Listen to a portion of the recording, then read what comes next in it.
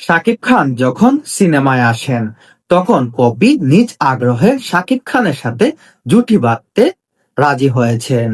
মূলত শাবনূরের সাথে যখন শাকিল খান পরপর কয়েকটি ছবিতে অভিনয় করেন, তখন পপি নতুন জুটি তৈরির চেষ্টা চালান। নানা কারণেই পপির আগ্রহ জন্মায় শাকিব খানের প্রতি। প্রথমত শাকিব খান সুহানুর রহমান সুহান ছবি দিয়েই পর্দায় আসেন।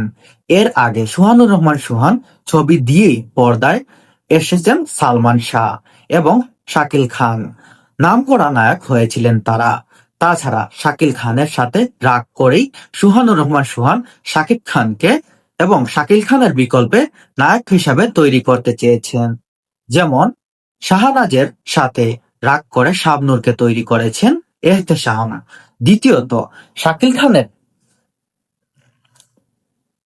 দ্বিতীয়ত শাকিব খান ছিল লম্বা ও সুদর্শন পুরুষ। পপির জন্য মানানসই নায়কের এমনিতেই অভাব ছিল, তাই শাকিব খানের সাথে তিনি জুটি গড়তে আগ্রহী হয়েছেন। তবে পপি এবং শাকিব খানের জুটি ঠিক সেই অর্থে জনপ্রিয়তা পায়নি। এই জুটির প্রথম দুটি ছবি কম বেশি ব্যবসা করেছে সত্য, কিন্তু সেক্ষেত্রে ছবি দুটো ছবি হিসাবেই বেশ আলোচিত হয়েছে। জুটি হিসাবে তাই